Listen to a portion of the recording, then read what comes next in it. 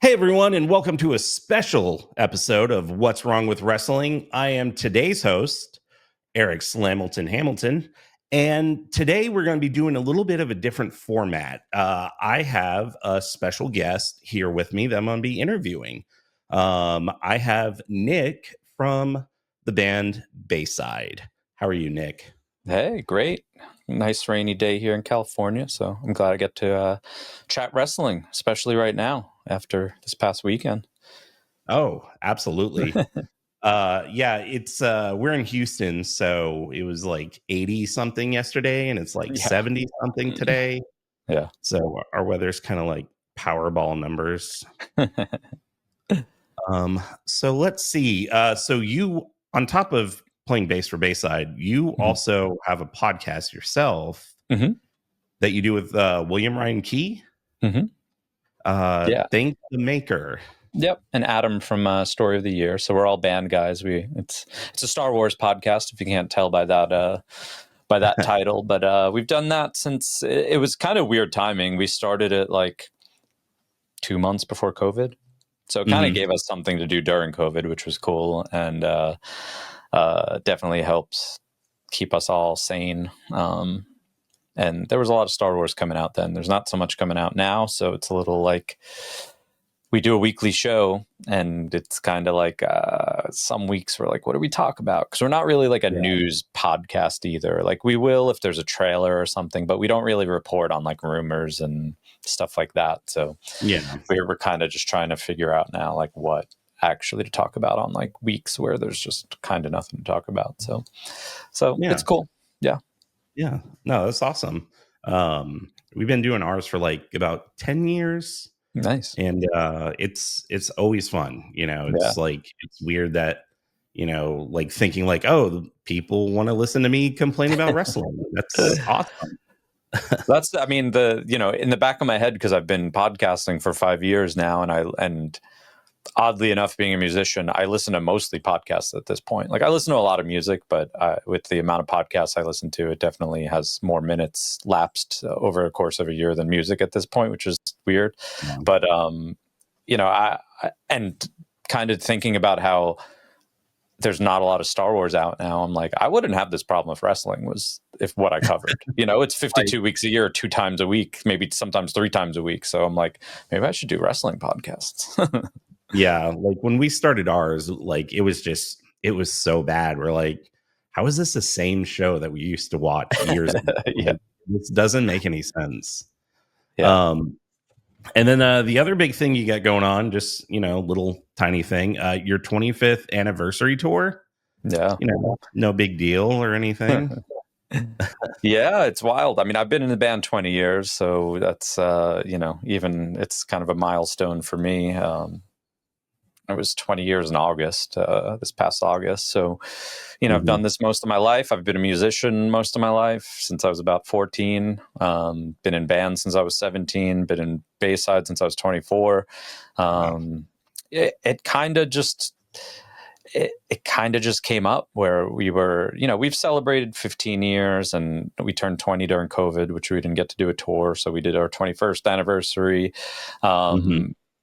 And this year felt like, you know what, our 21st anniversary kind of had COVID written all over it. We were the first tour back for a lot of venues. Like we went on tour August 2021. So like those shows were like sketchy. Like there was a lot of people who weren't coming. Like they had bought tickets and didn't come. So every night, like it was something like, oh, you sold 1,500 tickets and 900 people came. We're like, oh my God, that's insane. So this year we were like super stoked to like have a carefree tour, and that's again not really happening because of the state of the country.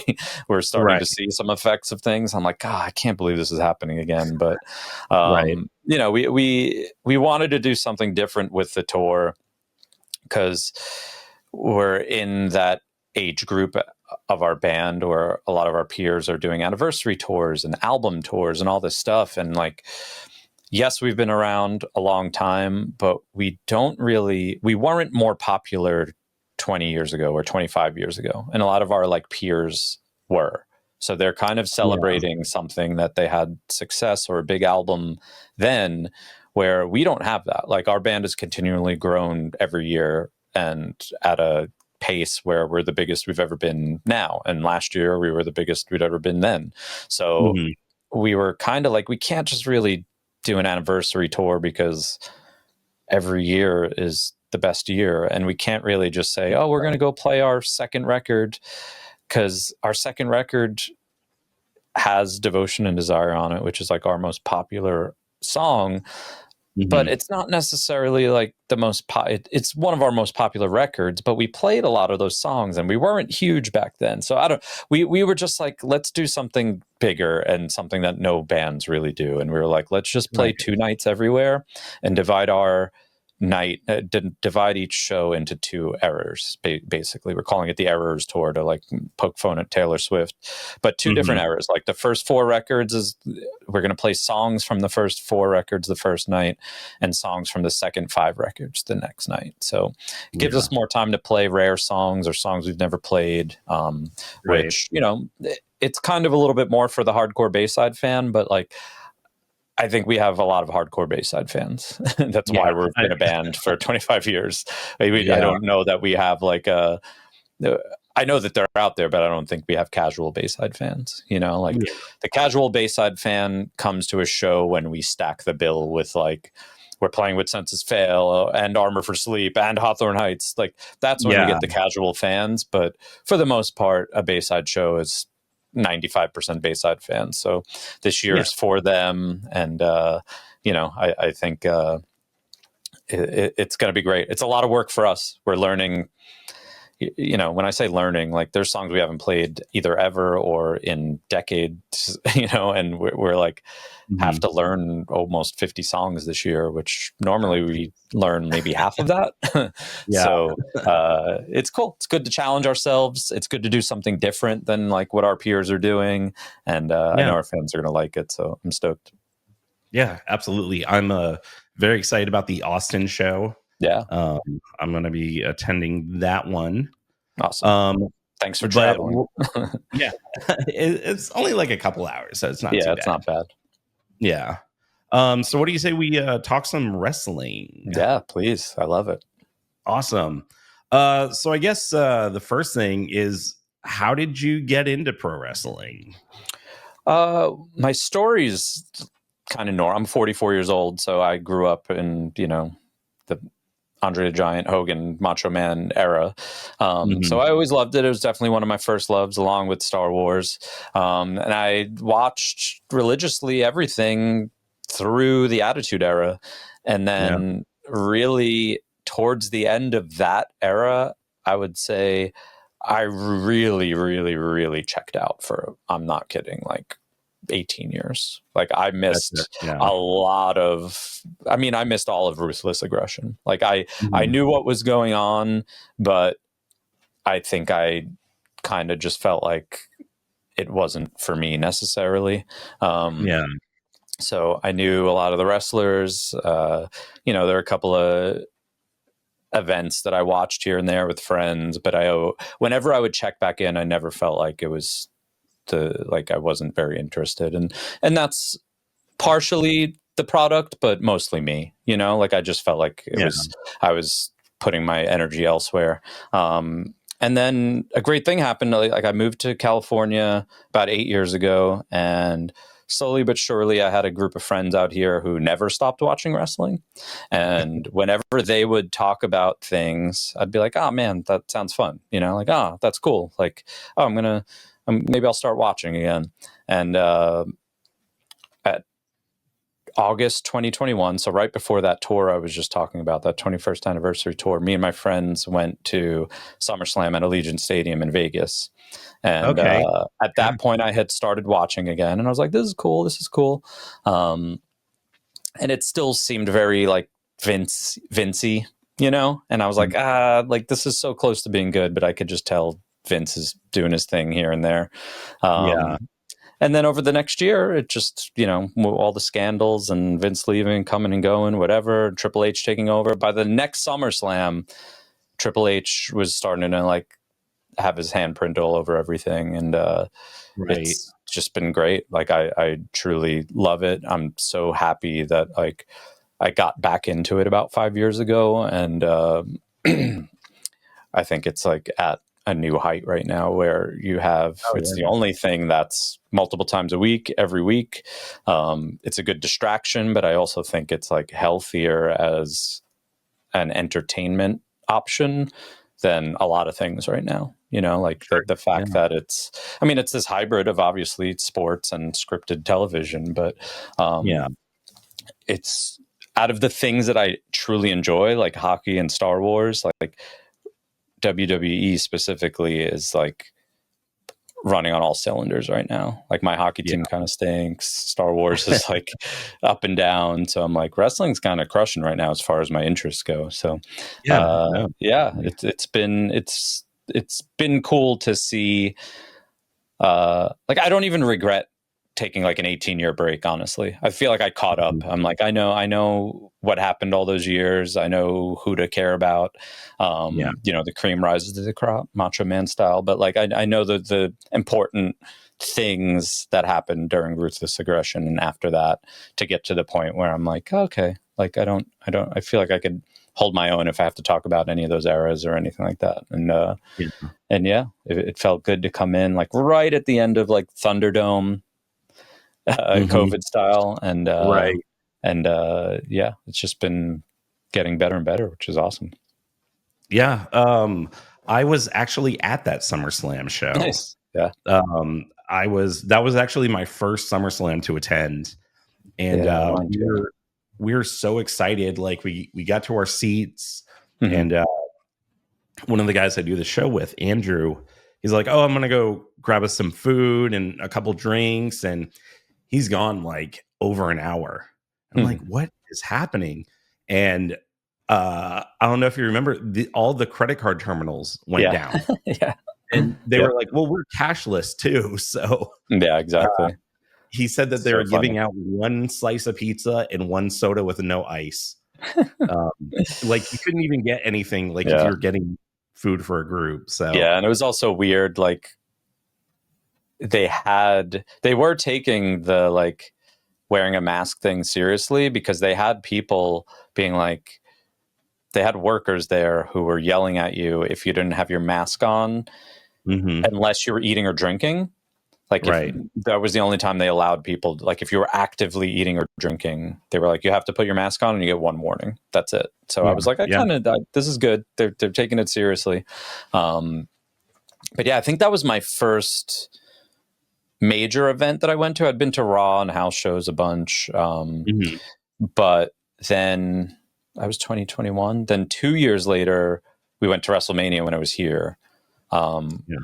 And that was a great experience. Just we had decent seats for night one, and then I had a friend who upgraded us because they worked at WWE, and because it's 2 nights, she gave her tickets to somebody else who didn't want to go for night 2. So I woke up the morning of night 2, and she was like, "Hey, I have 3 tickets like ringside. Do you guys want them?" And I was like, "Oh my God, I cannot wait to tell my friends." You know, like I cannot wait to tell my friends that we're sitting 7 rows, like ringside 7 rows facing the ramp. So like the entrance. So we were, that was our, and we all thought Cody was winning that year. So, I mean, it was a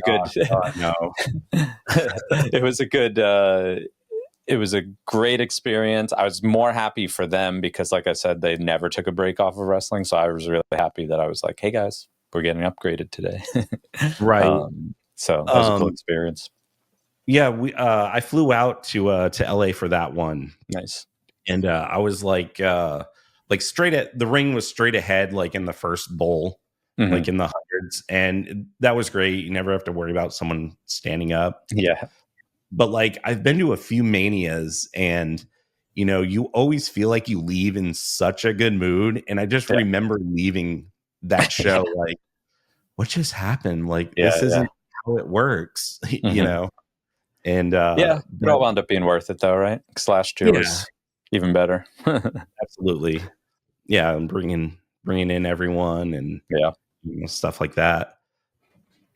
Have you guys ever been like approached about like doing a song or contributing a song for a pay-per-view?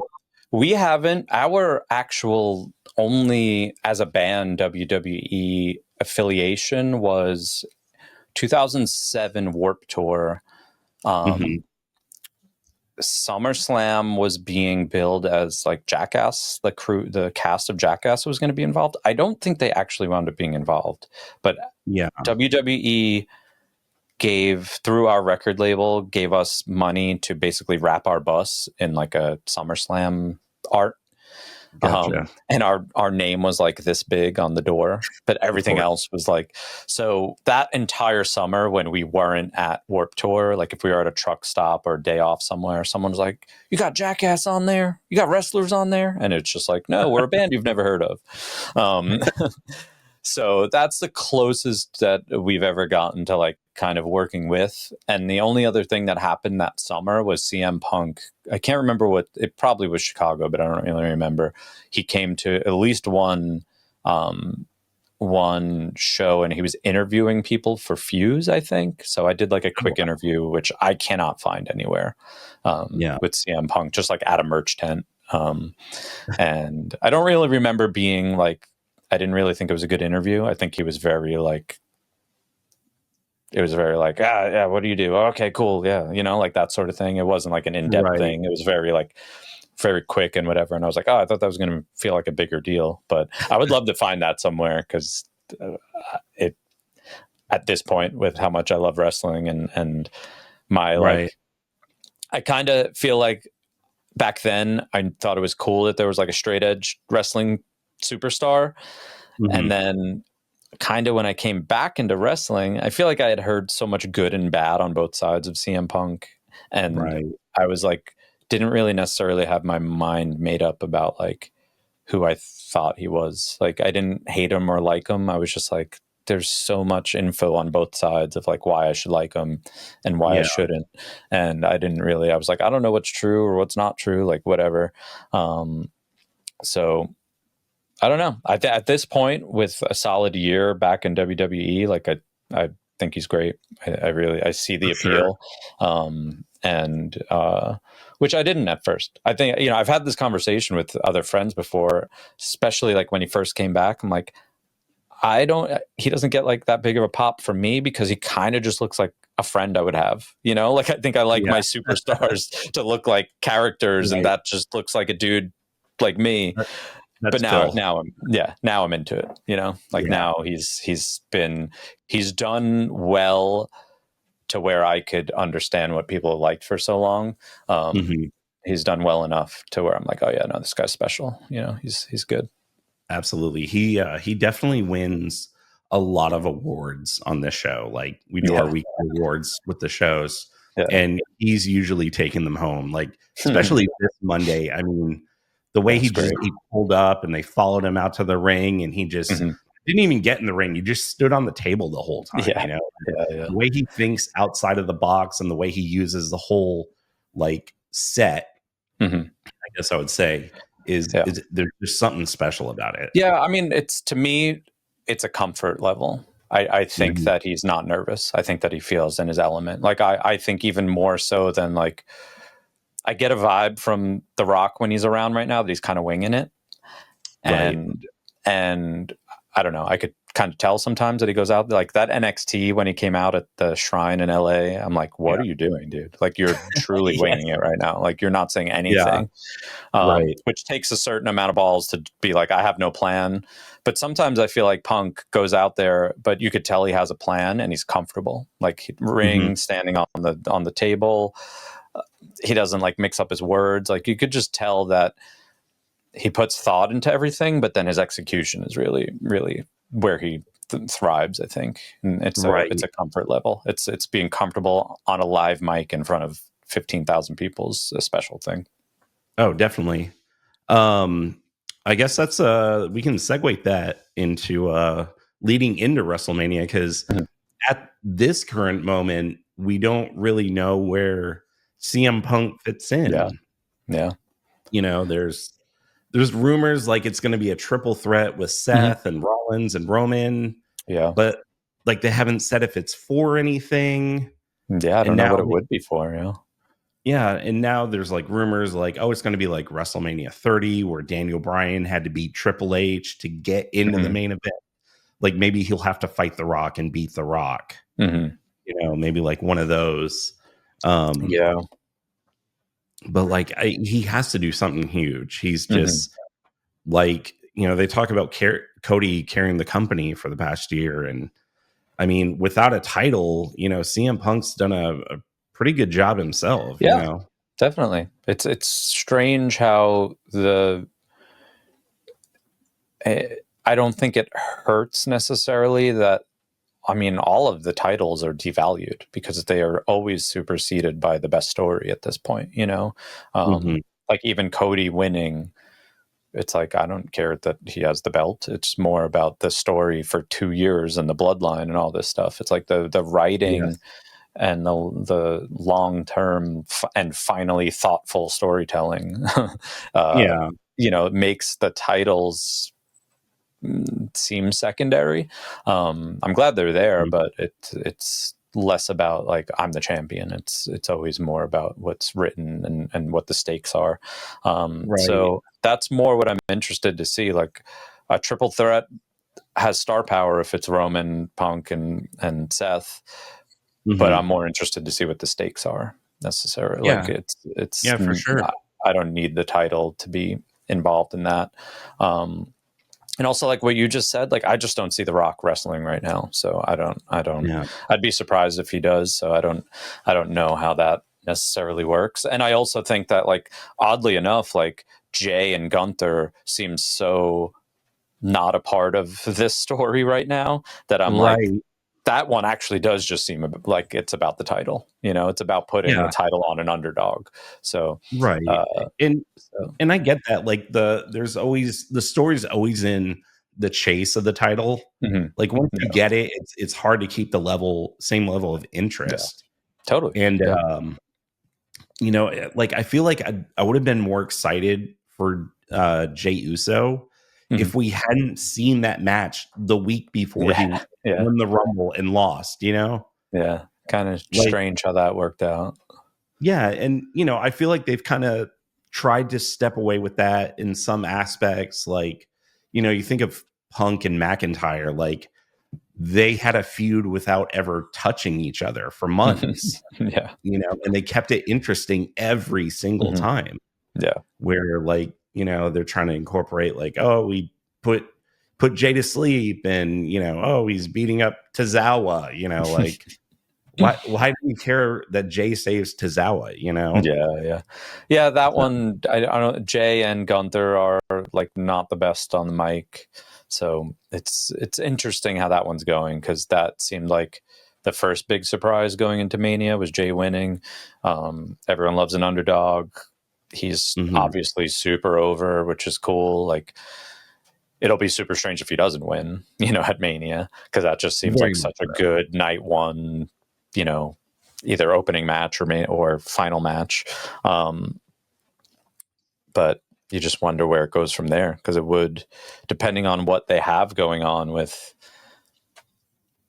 like, I wonder where Roman brings everything right now because that's like Right. such a huge part of this that could upgrade everything from here on out. So, Oh, for sure. do you just go back to Jay being champion and like even at night 2, if Roman is involved in the main event somehow, Yeah. or is it kind of could they possibly set up something that everyone said for a while is like a Rock bloodline and like kind of the Mhm. OG bloodline. It's like, could they Yeah. set that up this year and make it run until next Mania, where next Mania is Rock and Right. Roman?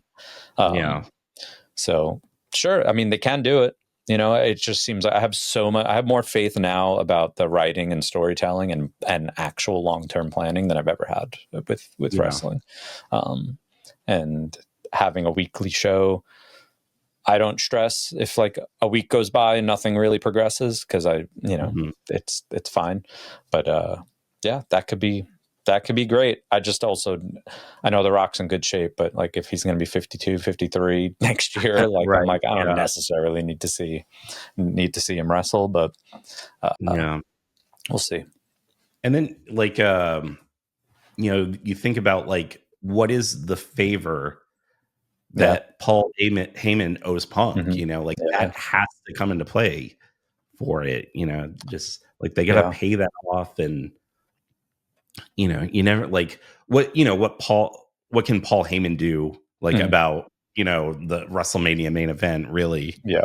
unless like there are some stakes for Mm-hmm. CM Punk to get into the match. I Yeah. guess. Yeah. Yeah. I Yeah. mean, it's funny because for the first time, I always say this thing when we on our Star Wars podcast about like watching people speculate. I'm like, why it's not healthy to speculate. You're only speculating based off of facts that are presented to you on screen, and you have Mhm. people writing this stuff who are Right. switching the facts behind the scenes, So I'm like, it's not necessarily always a puzzle to figure out. They're Yeah. writing it, and like speculation is fun, obviously, but you're speculating with like 70% of the facts, Mhm. like no one saw why it was so brilliant. No one saw Cena turning heel because like they're writing that wasn't a piece of the information that you had when you were speculating who was going to win Elimination Chamber.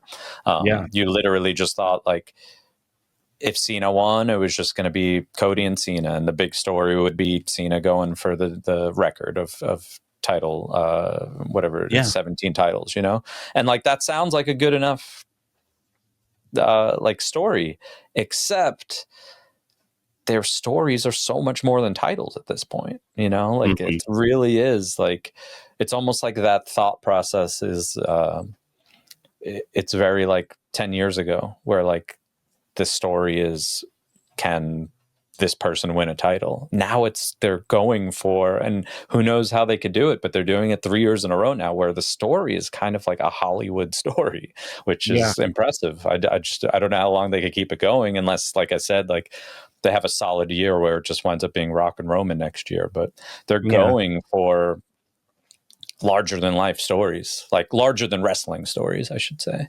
Which is great, Yeah, like, it's great. above They just anything. have to create more, like that's Yeah. really, it's more like a kind of going back to what I said. It's like you could only speculate with so much if you only have so much of the info. If it's not in a Marvel comic book or a Star Wars novel or something where it's all written there already, you can Mhm. only speculate so much, like Right. without screwing, like disappointing yourself, basically. And yes, I've done that many a Yeah, time, learned my you know? lesson for sure. Yeah. What do you feel how are you feeling about the whole Cena heel turn, kinda out of nowhere? I mean, it felt huge. I think there Yeah. was, if I'm going to nitpick, I'll be patient about Travis Scott being there, but I could not had him Yeah. be there. Uh, and I think that like execution was like an 8 out of 10 for me. I Mhm. think his like, I'm struggling to find a word, but like it was kind of like this overacting where on Cena's behalf, where I was like, why does he seem like he's like brainwashed? Like Right, it's yeah. almost like this like Hollywood like weird thing where like The Rock snapped his fingers and John Cena just like, I was like, I much would have rathered that like hug and then look at The Rock be like a smug like wink to The Rock Mhm. and then kick Cody in the nuts instead of this like I'm a drone all of a sudden and then I'm a drone Right, the rest yeah. of the night. I'm like, that acting choice I didn't really love, but like the idea was huge. I mean, we get Yeah. to like in modern social media coverage of just about anything, we get to create a narrative these days that like wouldn't necessarily happen like when Hogan turned. Like that took like the NWO came right away, but like we now Yeah. look at that as like the biggest turn in wrestling history back then. But an hour after Cena changed, they're saying like this is as big as Hogan. Like they're telling you that this is a big deal, and it's like, Right, no, it yeah. is, but let us get there, But there, it's just the narrative creating the narrative. I'm It's like interested the, to see. Like I'm just interested to see how it's all pulled off because like there was a goofy part of it too that he's just out there in his white sneakers and jeans with a right, weird his dad face, heel turn, I'm like, yeah. what is he going to look like what, there's so much that I'm like, I love it, but there's a certain amount of goofiness that with it that made it seem, I mean, honestly, it made it seem a little like old school wrestling a little bit, where I'm just like, okay, like this isn't not old school WWE. Like there's a turn's gonna happen, you know, like if he walked out there in black shorts at the beginning of the match and then that happened, I'm like, would that be too much of a nod? And people would be like, he was wearing black shorts from the beginning. I knew something was up, you know, like, but next time you see him, maybe you should be wearing black shorts or something. I don't know. Right.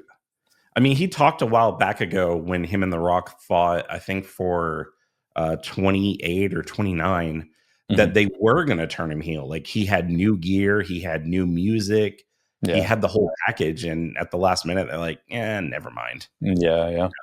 We ordered 1 million purple shirts and, you know, we got to sell those. So, yeah, we'll see. I mean, it's amazing.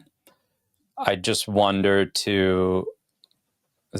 there's 10 months left, and he, as much as we all thought he was going to be full-time, I mean, maybe the more full-time aspect is coming after Mania, because he's apparently still filming something right now, you know, which is insane.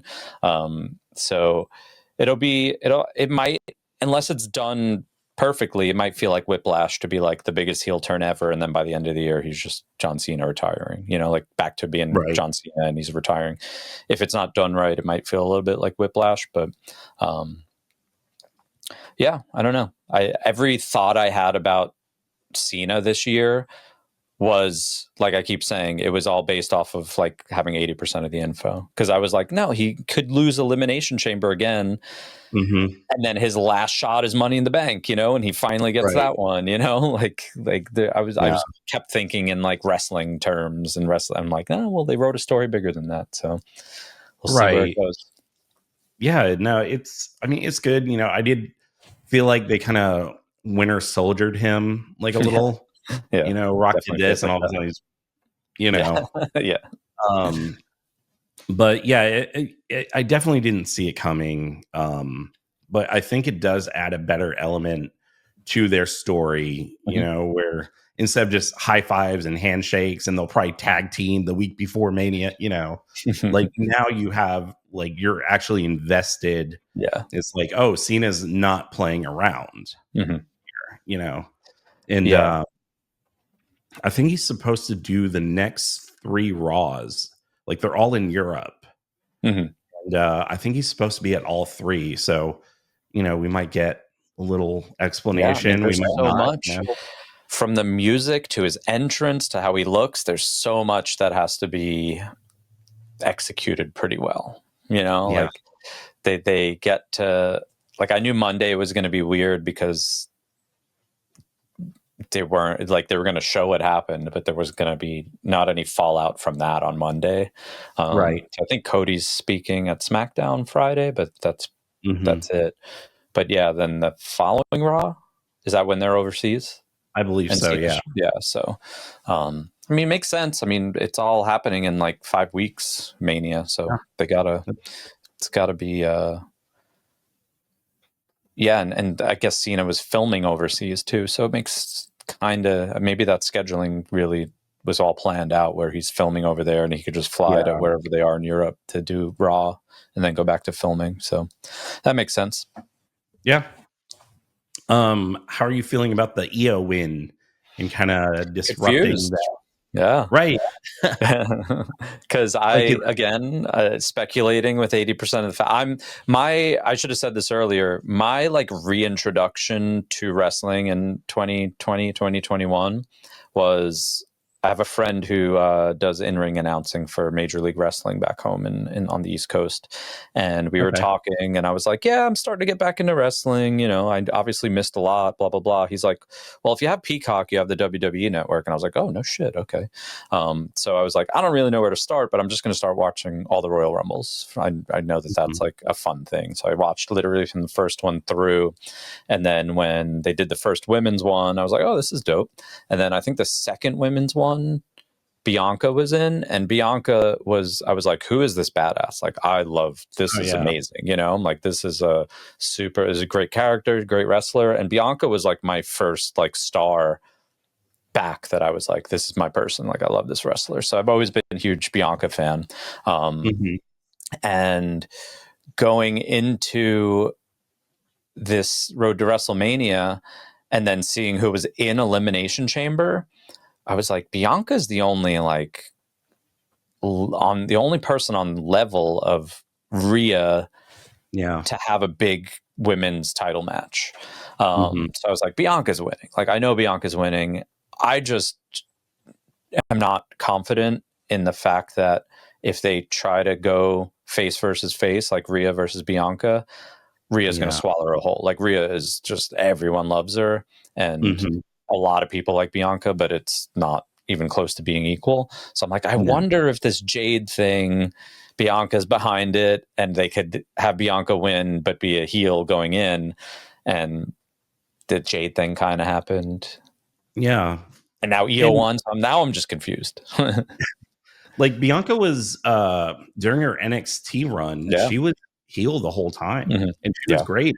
I loved her as a heel, and I've kind of been missing that, you know. So I wouldn't mind seeing. Plus, she has a mini streak going on at WrestleMania, so I'm like, I know Triple H said something about there's still a lot more twists and turns, so I still think we might see Rhea Bianca, or someone mentioned like Rhea Bianca Io, and maybe Bianca could pin Io to keep the streak going, and she'll be champ. I don't know, but I think that they could squash that streak thing now if she just ends at like whatever it is, 3-0, 4-0, like, and it won't really ever be a thing.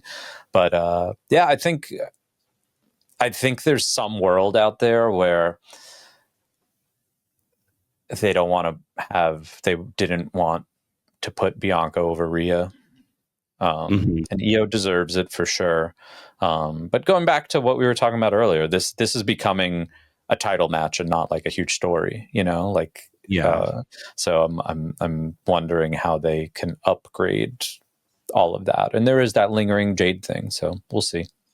But yeah, that one was for sure confusing. But the way that match was going too, like, Io was dominating at a point to where they were doing that thing where I'm like, oh, she's dominating, so she's going to lose soon. You know, like any second now she's just going to lose. And then she won. So we'll see. I don't need Bianca to be champ, but they're putting her in this position where I'm like, if she's going to be in a title match at WrestleMania and there's a streak, like, does that matter? Like, are they just going to make her champ again? It's been a minute since she's been champ.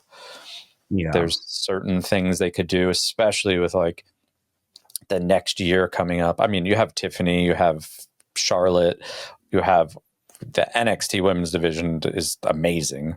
So it's like, for the next year, you could have so many up and comers. Not that they would be like main event, level right away, but you do have a lot of talent that you could work with there for the women's division.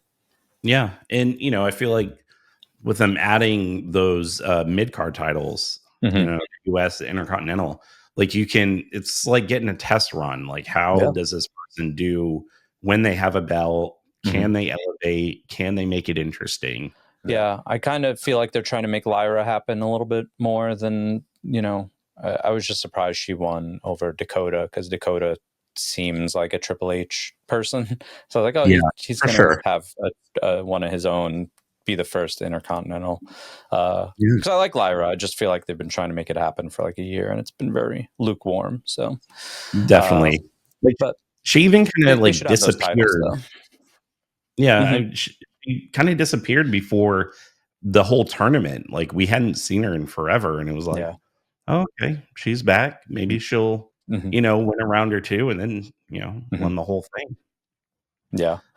Yeah. I mean, those mid-card titles are going to be super helpful, I think, just to solidify the women's division. But then there's just, I mean, it happens in the men's side too, but less frequently than it used to, I feel like. But there's such a size discrepancy with some of the women that I'm like, it's so hard to think that, like, Zelina Vega is ever going to beat Rhea Ripley, like that sort of thing, where it's like would like Tozawa ever beat Damian Priest? Like the size difference thing is like such a big thing on both sides, but I just noticed it more on the women's side. So I'm glad that like those mid-card titles exist, so there could be a a good program between, you know, an Alexa Bliss and you know, even Roxanne is like always touted as like the future of the women's division, and I'm like, she's so tiny that I'm like,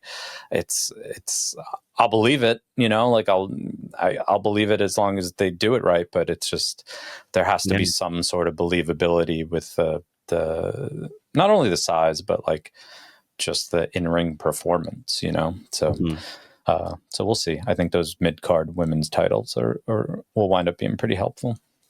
Yeah, definitely.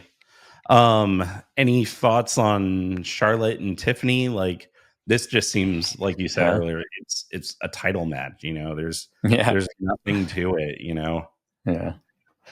Yeah, people are so mixed on Charlotte. I feel like I really like. I'm stoked to see her. I love her lineage. I think she's a great like in-ring performer. And I never really love her on the mic.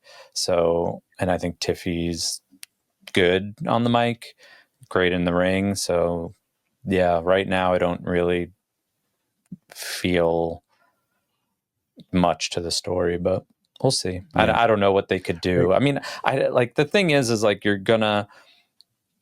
there's gonna be different levels of what we're watching. There's gonna be like Hollywood style writing, and then there's going to be, well, I'm mad at you because you jumped me backstage, you know, like that's never going to go away.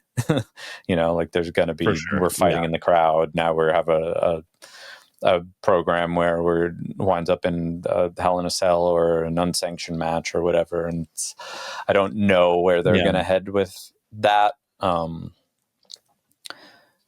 you know, and I don't mind some things here and there, like the people who are piss and moan about Charlotte getting handed everything. I'm like, I don't know, you know, like it's, I guess I see the argument, but at the same time, I guess it just doesn't bother me, you know, like I could only equate wrestling with the other scripted thing that I love, which is Star Wars. And I'm like, I can't necessarily be mad when like something I expect to happen happens, you know. And it's like if Charlotte wins, then Charlotte wins. Like, and it's I don't need to love her. It's fine. It's I do like her, and I wish there was a more compelling story there. But I don't know. Like right now, whoever won that based off of where we are today, I'd be like, okay. Yeah, right. Like I can honestly go either way, and you know, I've tried to take like the first CM Punk pipe bomb approach where, you know, the wheel's going to keep spinning, you know, like the WrestleMania is going to happen. And then Monday Night Raw will be, you know, Monday night, and there'll be a new story. And, you know, it always has its ups and downs, but like a lot of the time they can deliver. Yeah. I mean, there's so many, like why I don't mind Charlotte winning is because I think I don't remember necessarily a solid, if at all, a solid Bianca Charlotte, or I don't remember like Liv's obviously been crushing it for 2 years straight right now. I don't remember even if Liv and Charlotte had anything to do in the past. It wasn't when Liv was this good. So I'm like, there's a lot with putting title on Charlotte, and there's a lot that you could do with current wrestlers. And then, like I said, like there's a lot of good wrestlers on women's NXT, which I think they're still like a little far off, some of them, but I think that putting a title on Charlotte could be written to be pretty good, depending on who wins. You know, if Bianca wins the other title, then that makes it a little tough to do Bianca Charlotte, but I don't really remember seeing that. So that would be super strong too. And like Jade has everything you need to be great, but she's never really been that great. Like there's always something wrong with Jade. So we'll see if that happens, if that ever happens. Yeah, I've got a lot of hope for her. You know, I just hope that they can you know, do something out of it. I always hear with Jade too that it might be an attitude thing, and I'm like, listen, you can't have an attitude thing when you're at like the top of you're in WWE now. Like you can't you can't be the problem at this point. Like there's nowhere else for you to go. Yeah, exactly. Whether or not that's true. And I'm definitely excited about them signing Jordan Grace. I can't wait for her on the main roster because she was in the 2 Rumbles and it was like she just fit right in.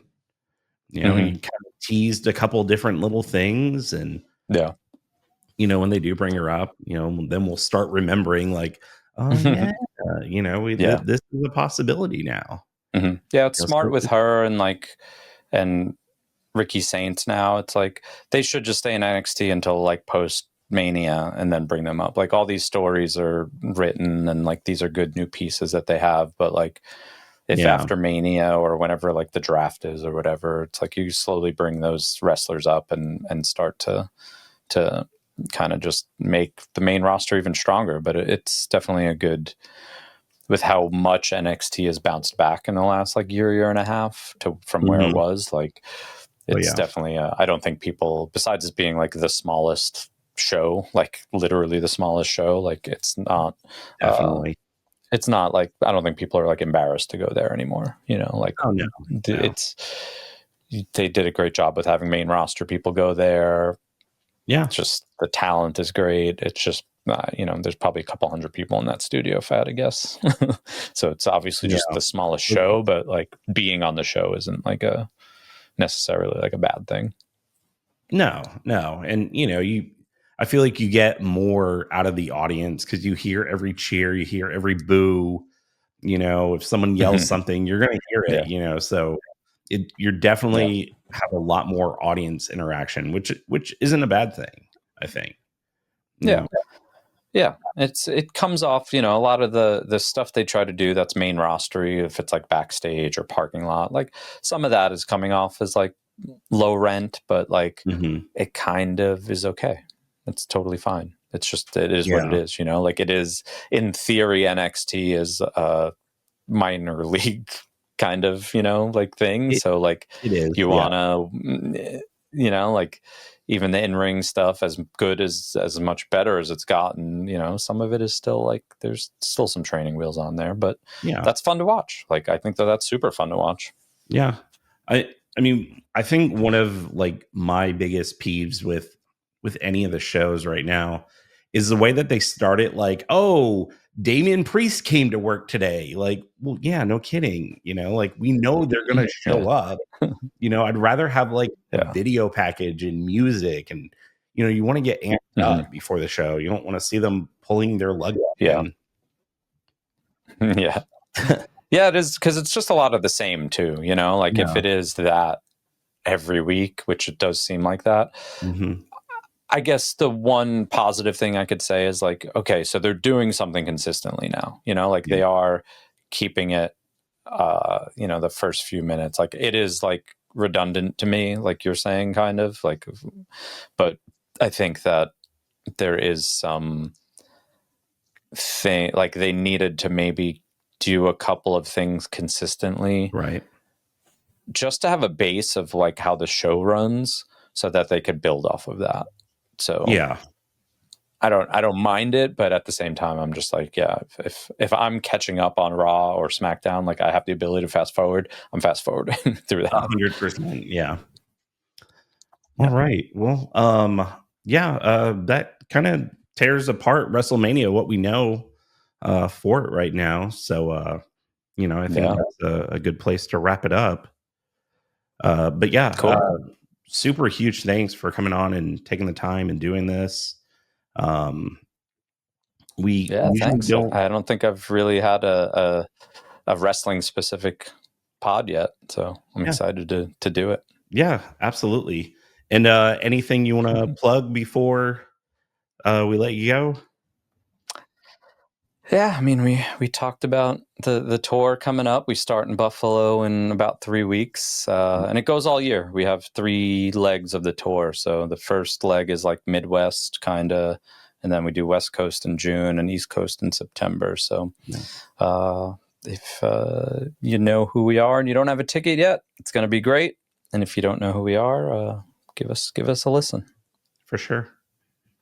All right. Well, thank you, Nick, so much for hanging out, and good luck on the tour. And maybe we can check back in after WrestleMania and kind of dissect what Yeah. happened. I gotta find. I just remembered. I'll be in Tokyo for the first time ever, so I gotta find somewhere to actually watch.